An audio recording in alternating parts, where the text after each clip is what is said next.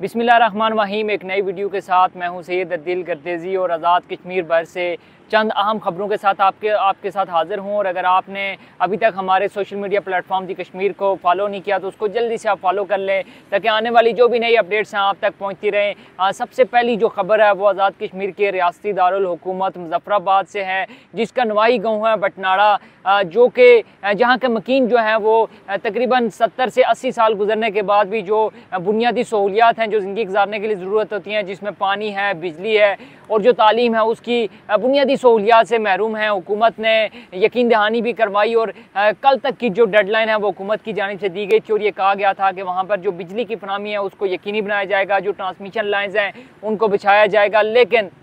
हुकूमत की दी गई जो डेडलाइन थी वो भी ख़त्म हो गई और ये रियासती दारुल हुकूमत का आप कह सकते हैं दूर दराज का इलाका और ये उन चंद इलाकों में इसका शुमार होता है बटनाड़ा का, जहाँ पे आज तक यानी कि इतना अरसा गुजरने के बाद तकरीबन 80 साल होने वाले हैं और इतना अरसा गुजरने के बाद वहाँ पर बिजली मौजूद नहीं है, वहाँ पर जो स्कूल हैं वहाँ पर स्कूल मौजूद नहीं है। वाहिद प्राइमरी स्कूल है जिसे ठेके पर दिया हुआ है, जिसके असातिज़ा मुजफ्फराबाद में बैठते हैं और वहाँ से बैठ के वो सैलरी ले रहे होते हैं और जो वहाँ के जो स्टूडेंट्स हैं, वहाँ के जो तालबा हैं, वहाँ के जो बच्चे हैं उनको दूर दराज के इलाकों में जाना पड़ता है। अब जाहिर सी बात है जब बिजली नहीं होगी या बुनियादी सहूलियात नहीं होगी तो लोग जो है वो एहतजाज तो करेंगे। अब मुजाहिरीन ने क्या किया कि वहाँ पे शाहराह नीलम पे नुसेरी की मकाम पर जो है वो एहतजाज किया, वहाँ पर जो सड़क थी, शाहराह थी, उसको बंद कर दिया। अब उसके नतीजे में क्या हुआ, पुलिस ने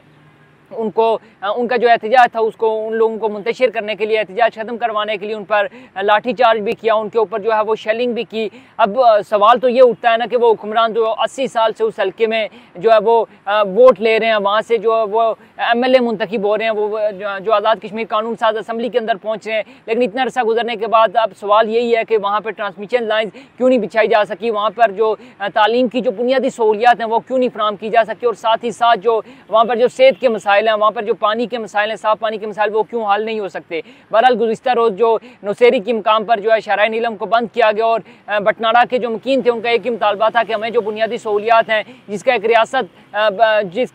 का हक होता है, जो रियासत का फ़र्ज़ होता है कि वो वहाँ के शहरियों को प्रोवाइड करे, तो उनको वो प्रोवाइड कर देनी चाहिए। अब देखना यह है कि चूँकि आने वाले इलेक्शन भी करीब हैं, 2026 के अंदर होने हैं, तो वहाँ का जो हल्का है उस हल्के बटनाड़ा के जो लोग हैं उनके जो मकीन है वो किसको मुंतखब करते हैं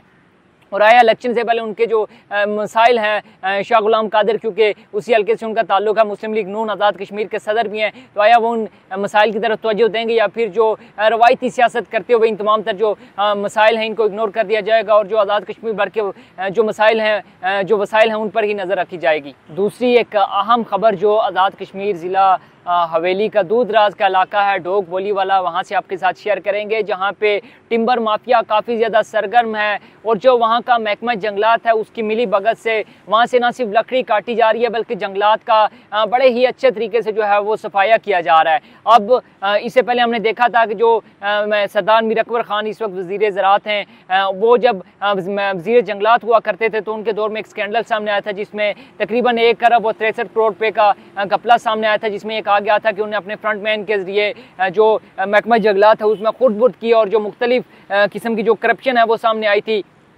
चूँकि इलेक्शन करीब थे तो उस पर कोई पेशरफ ना हो सकी थी, लेकिन अब जो डोक बोली वाला है, जो हवेली का दूर दराज का इलाका है, वहाँ से खबर सामने आई है और वहाँ का ये कहा जा रहा है कि जो महकमा जंगलात है उसकी मिली भगत से वहाँ के जो जंगलात है ना सिर्फ उनको काटा जा रहा है बल्कि बेदर्दी से काट कर जो तमाम तर जंगलात हैं उनका सफाया किया जा रहा है। आपको मालूम होगा कि जिस तरह से मौसमियाती तब्दीली हो रही है पूरी दुनिया में, ना सिर्फ पूरी दुनिया में बल्कि आज़ाद कश्मीर भर में हमने देखा कि जो मानसून के ये मुख्तलिफ स्पेल होते रहे उनके दौरान जिस तरह से ये फ्लडिंग होती रहे, लैंडस्लाइडिंग होती रही, नदी नालों में तुगयानी आती रही और जिस तरह से जितने बड़े पैमाने पर जो मौसमियाती तब्दीली हो रही है उसमें एक आम आंसर ये जंगलात भी, इनका भी एक की रोल होता है। तो जिस तरह से ये दरख्त काटे जा रहे हैं ज़िला हवेली के दूर दराज के इलाके से जो खबर सामने है, जिस तरह से ये दरख्त काटे जा रहे हैं, अगर इसी तरह से दरख्त काटे जाते रहे और महकमा जंगलात जो है बजाय इसके कि वो जंगलात की तहफ़्फ़ुज़ करे, इस तरह से अगर उसकी मिली भगत से जंगलात का सफाया किया जाता रहा तो आने वाले दिनों में आने वाला जो मुस्तकबिल है उसके अंदर जो हमारे लिए काफ़ी ज़्यादा मुश्किलात होंगी और जो जंगलात हैं उनका सफाया हो जाएगा। अगर सियासत के हवाले से मैं थोड़ी सी बात करूँ तो चूँकि आज़ाद कश्मीर के अंदर जो है इलेक्शन है वो करीब हैं, चीफ इलेक्शन कमिश्नर के मामले पर हमने देखा था कि मुस्लिम लीग नून के दो अहम रहनुमा आपस में उलझ पड़े थे, लड़ पड़े थे। शाह गुलाम कादिर उनकी बात कर ली जाए या फिर जो साबिक वज़ीर-ए-आज़म है राजा फ़ारूक हैदर खान साहब, वो आपस में चीफ इलेक्शन कमिश्नर की तकर्री पे हमें सोशल मीडिया पर लड़ते हुए नज़र आए। और जो मौक़िफ़ था शाह गुलाम कादिर खां उनको रद्द करते हुए जो साबिक वज़ीर-ए-आज़म है और जो पार्टी के साबिक सदर भी हैं राजा फ़ारूक हैदर खान साहब, उन्होंने उनकी जो बात थी उसकी मुखालफत की थी और एक तरीका जो है वो पेश किया था चीफ इलेक्शन कमिश्नर की तकर्री के हवाले से। लेकिन जो इस वक्त आज़ाद कश्मीर का जो एक सेटअप है, जो इस वक्त हुकूमत मौजूद है, जो एक कठपुतली हुकूमत जिसको आप कह सकते हैं, वो इस वक्त आज़ाद कश्मीर की कानून साज असम्बली के अंदर मौजूद है। अब वहाँ से जो अहम खबर है वो आपके साथ शामिल करना चाहूँगा कि जो वज़ीर ट्रांसपोर्ट हैं जावेद भट्ट साहब, उनका एक अहम बयान सामने आया जिसमें उन्होंने कहा है कि जो आज़ाद कश्मीर के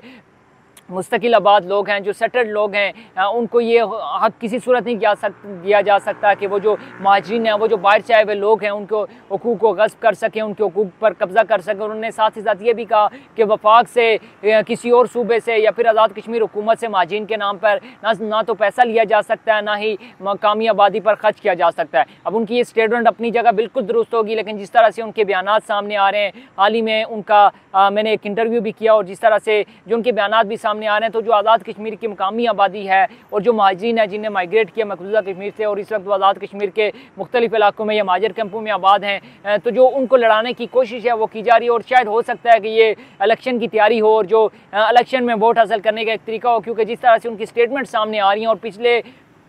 एक माह के अंदर उनकी स्टेटमेंट्स काफ़ी ज़्यादा तेज़ी से जो है वो सामने आ रही हैं और वो महाजरीन और आज़ाद कश्मीर के ऐसा महसूस होता है कि जो आज़ाद कश्मीर के जो मकामी लोग हैं उनको और महाजरीन को आपस में लड़वाने की जो है वो कोशिश कर रहे हैं। आखिर में आपको मौसम के हवाले से अपडेट करूंगा तो आज़ाद कश्मीर में जो मानसून का हालिया स्पेल है वो जारी है और जो बारिशों से काफ़ी ज़्यादा तबाही हुई, जो SDM है यानी कि स्टेट डिज़ास्टर मैनेजमेंट अथॉरिटी जो है उसकी जानिब से कुछ फैक्ट्स एंड फिगर जो है वो जारी किए गए हैं, कुछ अदाद शुमार जारी किए गए हैं, वो आपके साथ में शेयर करूँगा। तो जो हालिया बारिशें हैं इनके नतीजे में तकरीबन 23 के करीब जो अफराद थे आज़ाद कश्मीर के वो उनकी जानें गई हैं और 28 के करीब अफराद जो थे वो काफ़ी ज़्यादा इस जो है मानसून की बारिशें हैं उससे ज़ख्मी हुए हैं। अगर बाकी जो माली नुकसान है उसके हवाले से मैं अगर आपके साथ शेयर करूं तो लैंड स्लाइडिंग से 290 के करीब जो घर थे वो मुकम्मल तौर पर तबाह हुए थे, जबकि 1668 घर ऐसे थे जिनको जुज़वी नुकसान पहुंचा था, जिसको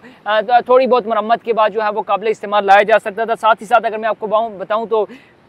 जो 33 के करीब जो राब्ता पुल थे उनको नुकसान पहुंचा, वो बह गए थे। और 232 किलोमीटर जो राब्ता सड़कें थी वो भी मुतासर हुई थी। इस बात से अंदाज़ा लगा सकते हैं कि किस तरह से हालिया बारिशों में आज़ाद कश्मीर का जो इंफ्रास्ट्रक्चर है, जो आज़ाद कश्मीर का जो बुनियादी ढांचा है वो किस तरह से तबाह हुआ और कितना बड़ा जो जानी और माली नुकसान हुआ। साथ ही साथ अगर मैं आपको बताऊँ तो जो राब्ता पुल थे तकरीबन 80 के करीब राब्ता पुल वो भी बह गए थे। साथ ही साथ 169 के करीब जो तालीमी इदारे थे उनको भी काफ़ी ज़्यादा नुकसान पहुंचा था। और अगर क्योंकि मवेशियों के हवाले से भी काफ़ी ज़्यादा इतला सामने आ रही थी तो 235 के करीब जो मवेशी थे वो भी हलाक हुए। अभी SDMA की रिपोर्ट है अभी तक की, चूँकि मानसून बारिशों का सिलसिला जारी है और ये सिलसिला कहा जा रहा है कि 30 अगस्त तक जारी रहेगा। अब इस दौरान जो मुख्तलिफ जो हिफाजती तदाबीर इख्तियार करने की जो हुकूमत की तरफ से जो मुख्तलिफ ज़िले इंतज़ामिया की जानिब से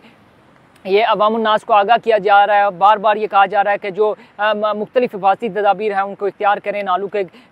करीब ना जाएं और साथ ही साथ लैंड स्लाइडिंग वाले इलाकों में जाने से गुरेज करें। बहरहाल आप खुद भी एहतियात करें और अपने जो आपके जो प्यारे हैं उनको भी इस पर अमल करने के लिए आप जो है वो हिदायत करें। बहरहाल वीडियो अच्छी लगी तो कमेंट सेक्शन में आपने अपनी राय लाजमी देनी है। मुझे दीजिए इजाज़त, अल्लाह हाफ़िज़।